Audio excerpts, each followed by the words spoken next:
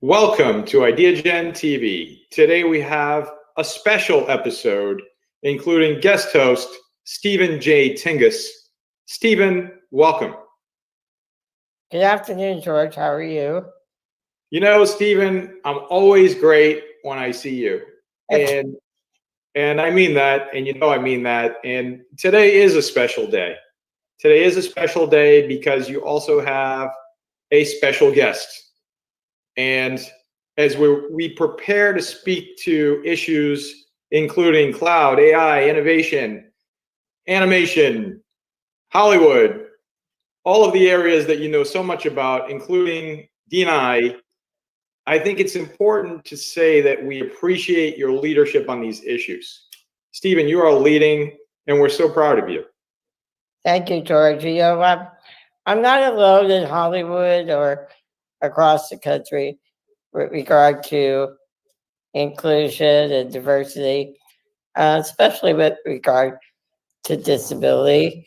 So it's a group effort, but I'm very proud of the work that I've been able to do with some great people. And I'm so excited to unveil my new guest, someone that has become a very good friend and follower and supporter of my work, and that is John J. Francis. And Jay is the VP for Current Series and Diversity at Disney Television Animation. And I'm so honored to have you, Jay, on our show. Well, thank you, Stephen. It's a pleasure to be here. I'm so excited that you extended me this invite, and I'm looking forward to having a good conversation with you today. Thank you, Jay. You know, we all have grown up with animation, especially some of us, you know, a little older than everybody else. But, you know, you and I, and including George, have grown up with some of the classics. And to be at this point in life talking about the need for diversity and inclusion is so paramount. And it's up to us to prepare the next generation of citizens with fresh content where everybody can see themselves and everybody can feel included and feel important. And I think we make strides, but it's on our shoulders right now to even do more given where we are as a society and where most of us hopefully can break a sweat and improve the lives and of other people, not just ourselves. Well said, my friend. Well said. And so, Jay, I want to ask you, what are your goals for storyline and diversity in animation? You know, and possible inclusion of characters with disabilities as the story warrants. Well, you know, I think that the simple answer regarding the goals for DEI work is to create content that reflects the diversity of our audience and the world in which we do business. I think our role is to encourage everyone involved in the creative process to make meaningful and intentional choices to achieve greater inclusivity through on-screen representation, themes, and narratives. I think this idea also extends to our hiring practices, a sort of in front and behind the camera commitment to diversity, and inclusion as well. We've forged strong relationships with groups like Respectability, Exceptional Minds, and others who have helped guide us on this journey. Great.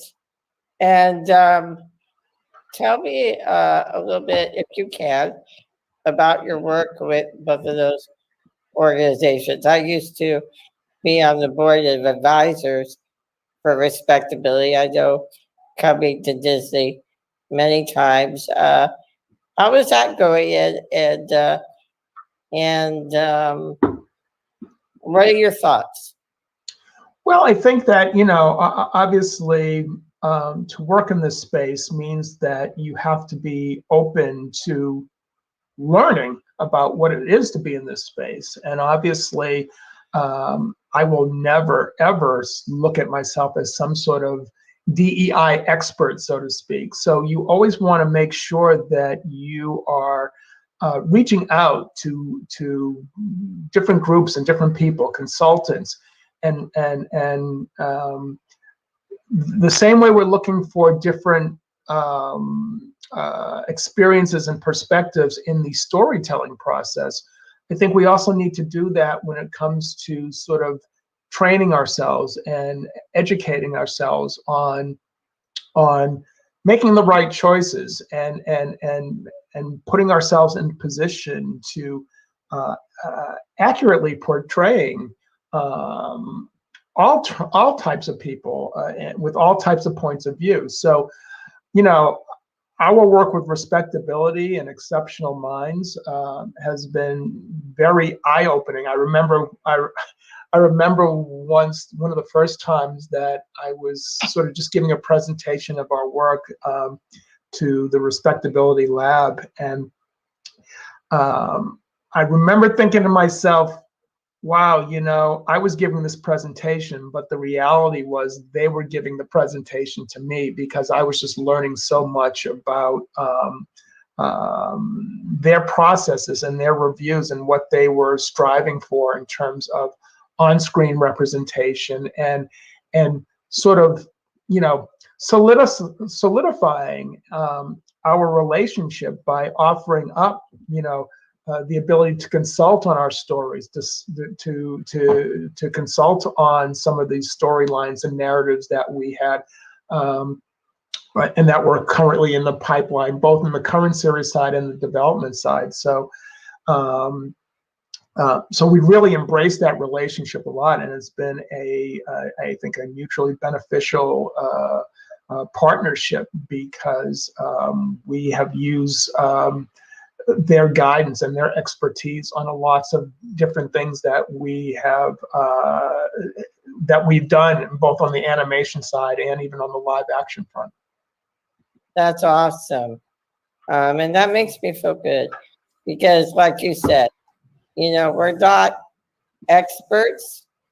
To me, I live my authenticity, and I bring perspectives to people like you and other individuals that you and I know across the executive producer spectrum here in Hollywood. So it does take a village of various communities, and to me it's really important. Even though I represent the disability community, to me it's about working with other communities, because disability is represented in all communities. I think we forget that sometimes in our country and in Hollywood, because disability makes up 20 to 25% of the population. And as I used to preach at the White House, is we all age into a disability. Yeah. And we can't avoid it.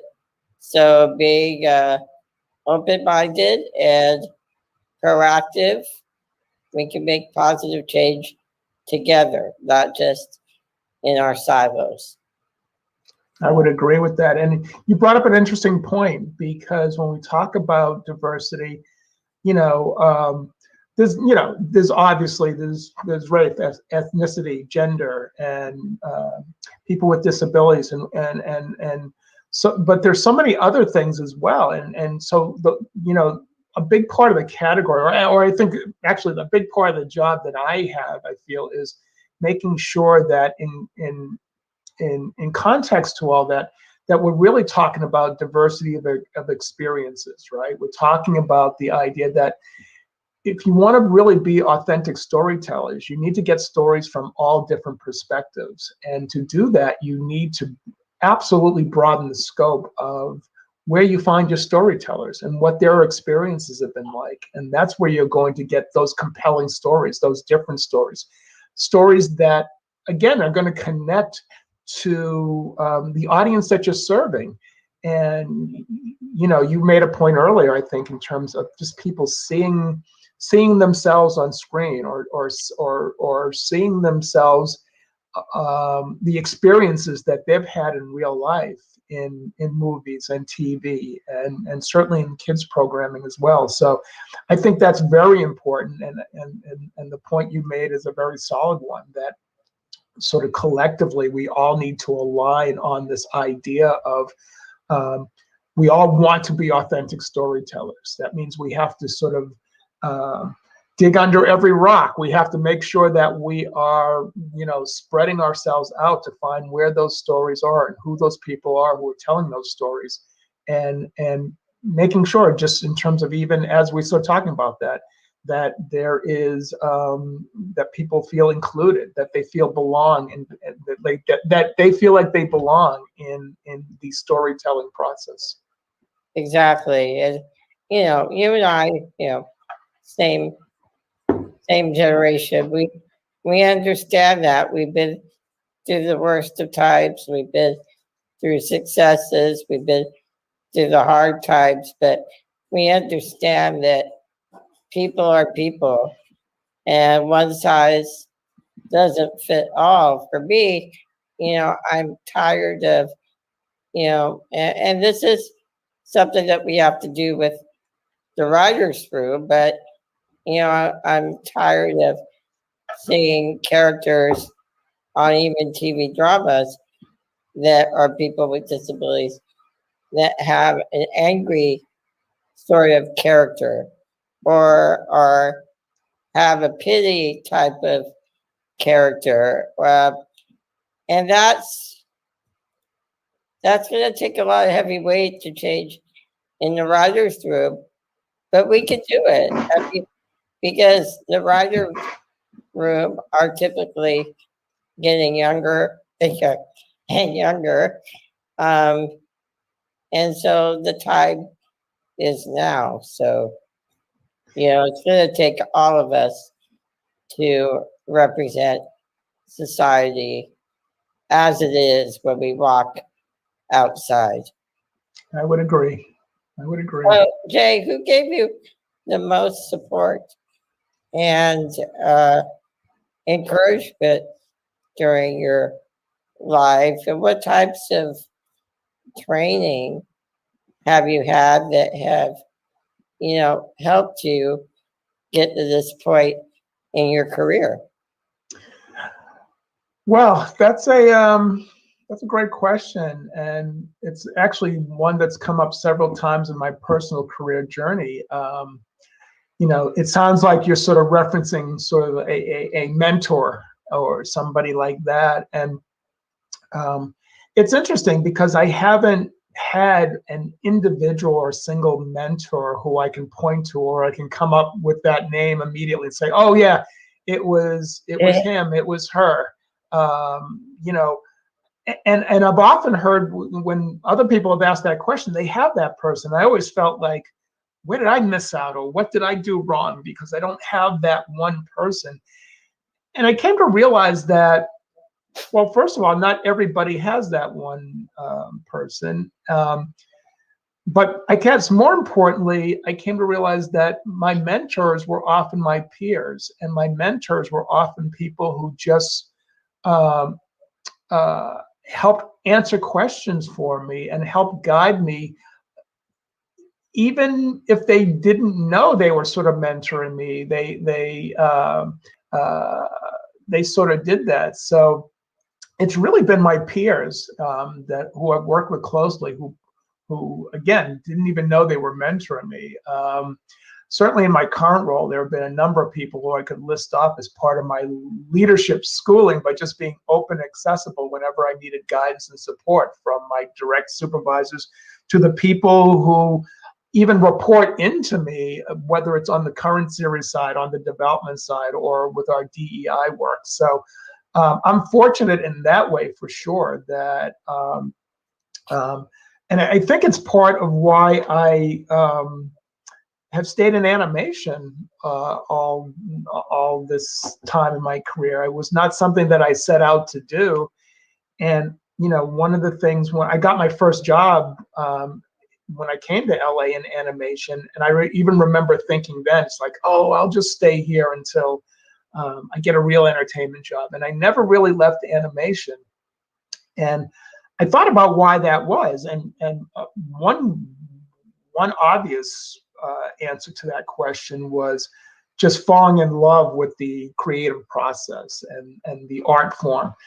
But I think perhaps most importantly, if not even more so, is the idea of that the people that I've worked with in my career have just been so passionate about what they do.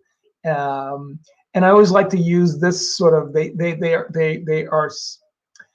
take their work very seriously, but they don't take themselves very seriously. And I think that is what has been sort of the guiding factor for me in wanting to stay in animation. It's certainly been the people that I've worked with. And I've done different jobs. I've worked at different studios. I've worked in the kids programming side. I've worked in the primetime animation side. But I think the reality is I still have found that same sort of collaborative spirit and that passion from the people who work in animation. And that's what's kept me sort of going and staying in this career. And again, referencing those are the people who I really when I look back at my career, those are the people I look at as truly who my mentors are. I think you're a very humble man. And I think that I identify with what you've experienced is because, you know, we're in this industry to help tell stories. And I think especially the animation domain, it's wide. I mean, you can go from youth to adult to seniors. It depends on the story. And I think if I were in your shoes, getting up every morning and being around these creatives that, you know, respect the domain of animation and want to do something fresh and something informative at the same time. To me, I mean, that's what life's about. Yeah. Whether you're in animation or TV drama or even in politics, hopefully, if you have the right head on your shoulder,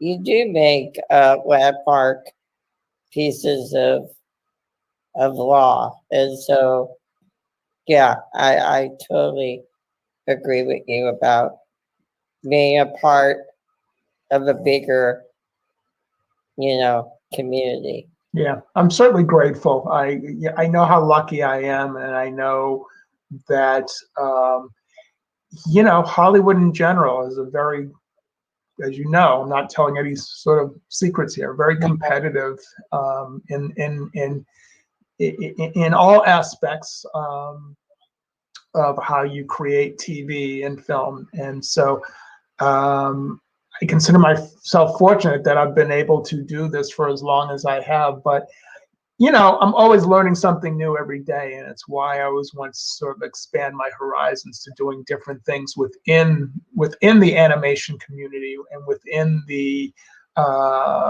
arenas that we can create these shows. And so for me, you know, being part of the creative side, but able to also put a foot into the DEI side and being able to be into the development side, I think allows me to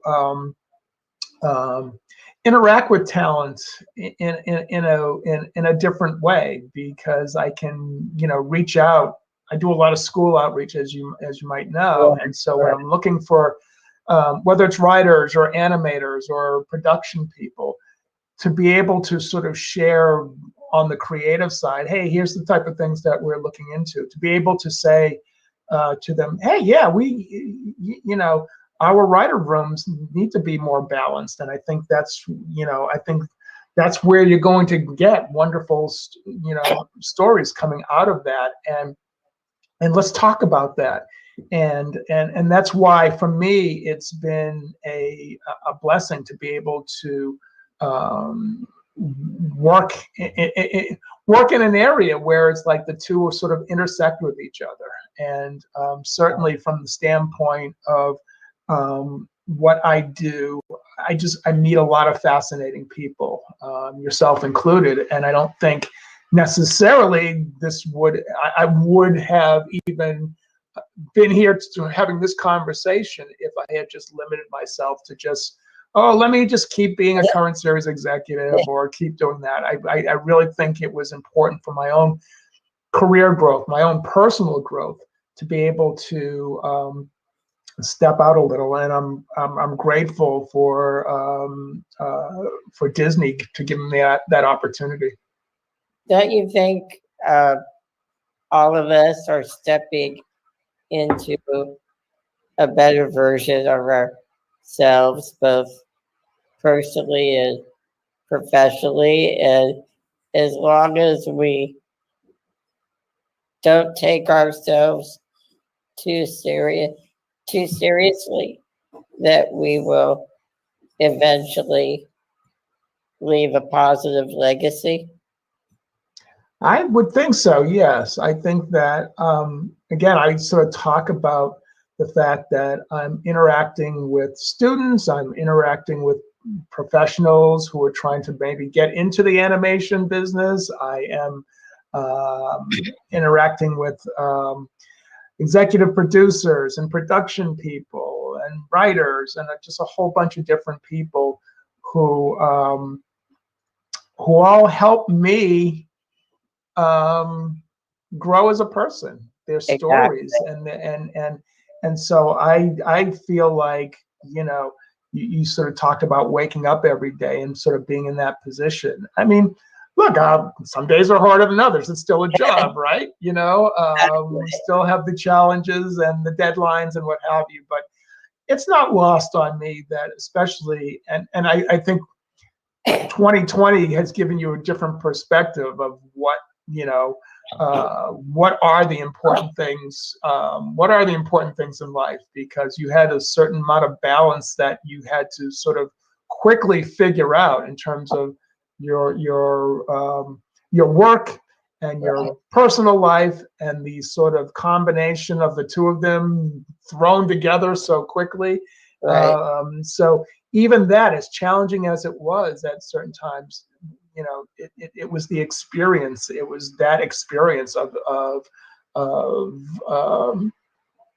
being in that moment and having to stop myself and say, understand what's happening here. Understand, and how can I use this to how can I use this for positiveness, I guess is the best way to put it. You know, even when there are certain days when you didn't even want to get out of bed, or it's just like another Zoom meeting, another, you know, but you just kept going. And I feel like a big part of that is because of the people I'm surrounded with at my home and the people I'm surrounded with at work. So again, I can't say it enough, like how fortunate and grateful I feel to be in the position that I'm in. Exactly. So my other question to you is, since the Oscars So White movement a couple of years ago, and obviously we're still evolving to a better place. It touched about underrepresentation, and I would be remiss to say that, there are 20 to 25% of us with disabilities in America, actually across the world. And, but only 2.5% of at least the scripted series and shows that we see are characters with disabilities. However, of the 2.5%, 95% are still cast by able-bodied actors. Now, I know that you're in animation, and obviously it's a little bit easier for you to work with your creators to elicit change. How do you think we're doing, and what are your thoughts about improving D&I? Well, I think, when this work is a journey, right? I think we can all agree on that. And I think that I look at it from the perspective of, and we had talked about this a little bit earlier, how we can effectively work together. And one of the things that I feel first and foremost is we have to continue to consistently bring the issue forth by having conversations, panels and discussion opportunities like this. As I said earlier, we have to continue to encourage our senior and creative leaders to embrace a culture of inclusion where everyone can be themselves and see themselves. So, and above and beyond that, we have to provide real strategies and timetables to help facilitate this work. So, our company, we're currently establishing inclusion standards that are a set of guidelines that will address on-screen representation in characters, storylines, themes, and narratives, and putting creative leaderships in decision-making positions that can make an impact and provide greater access to the industry and career development. So we know there's a lot more work to be done, but I think, even the friendship that we've bonded together, it's just like, that's where the start is, right? I mean, I think that's where we have to continue to communicate out and have the conversations so that there is a broader scope of understanding and a want, a commitment and an intentionality to this work. And not just give lip service to it. So that's where I feel my role is on this. I feel like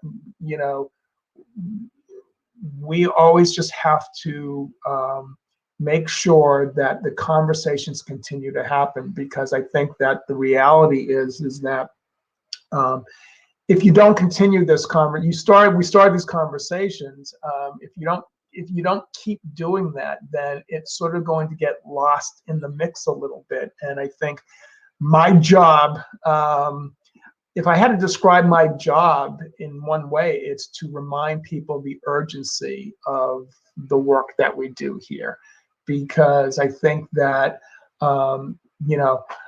people who work in DEI are not the people who are going to, by themselves, impact the change that needs to happen. I think our roles is to make sure that we are helping to facilitate the conversations and helping to facilitate a environment where these conversations can happen and where real change could be made. But why I referenced our inclusion standards, because again, it can't just be about talk. It has to be about actions as well. And I think that's what we're doing currently as we speak. Great. And, that leads me to my final question, actually. Thank you for that segue. what are you hoping to do next in Hollywood as far as projects? And, obviously, whether you're a studio or production company, there's limitations. But what types of projects are you hoping to pursue in general, not specific projects, because I respect your position there at Disney TV Animation, but just give me an overall hope for the future. Well,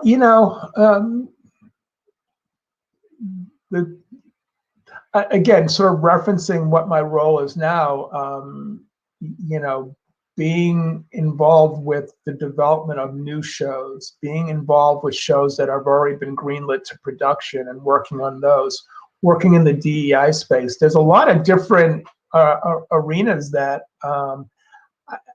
I could see myself in with regard to specific projects.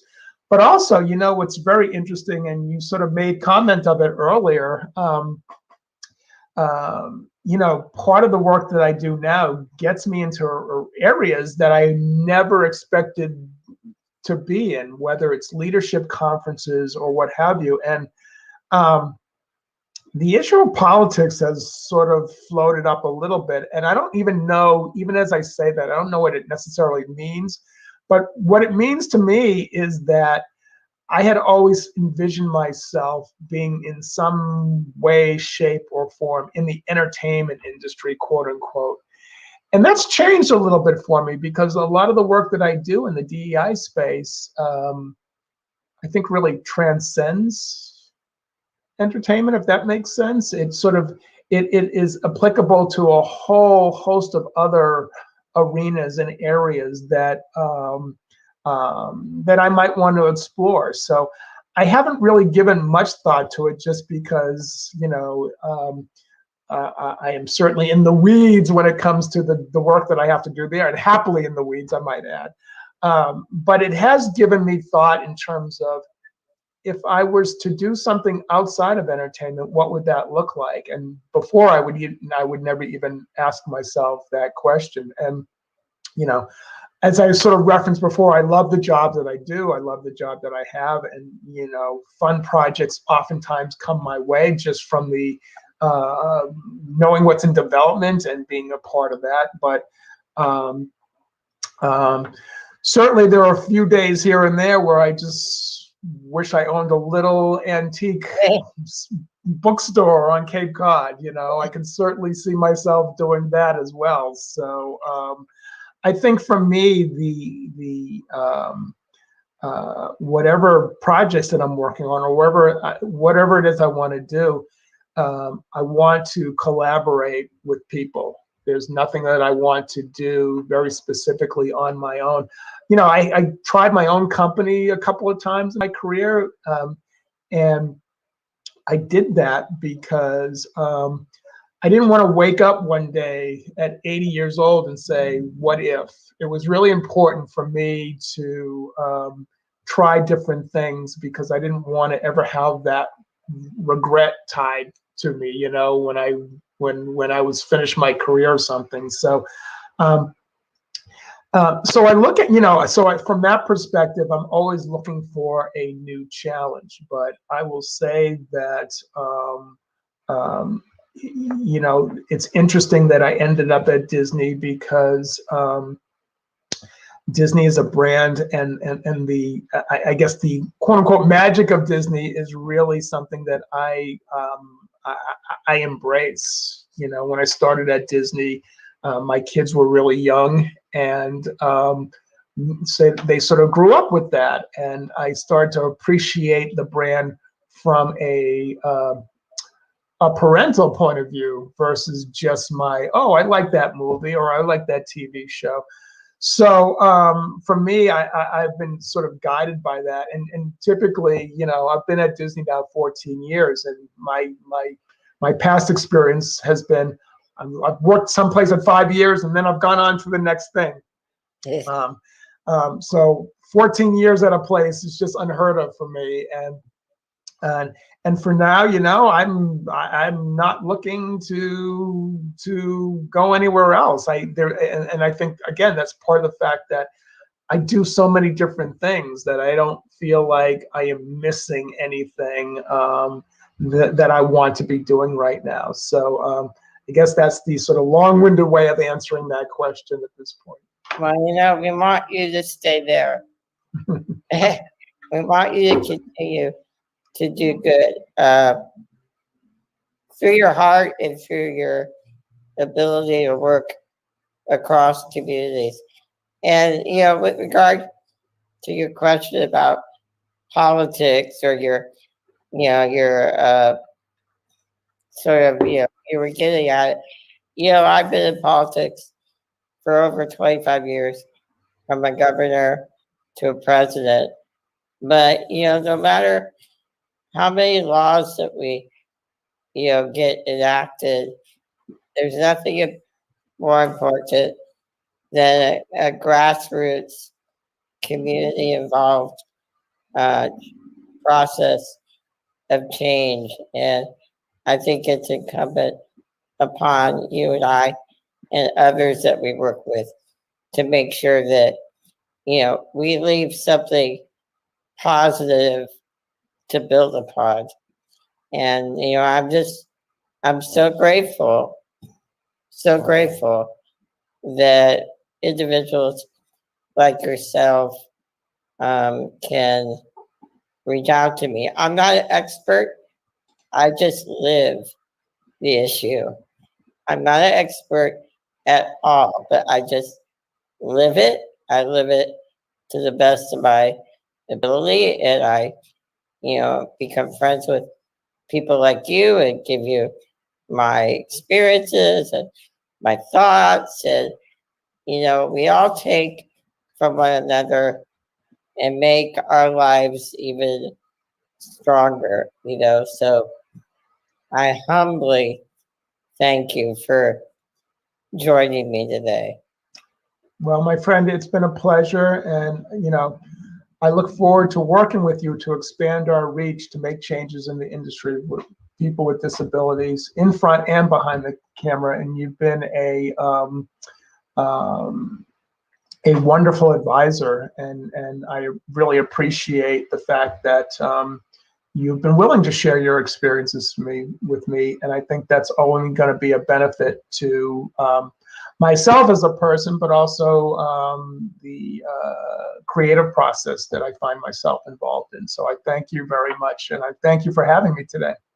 And the same is felt by me. I hope we can, now that we're vaccinated, I hope that we can catch an early dinner or lunch and talk about, just life. So with that, I'll let you get back to your busy day on campus.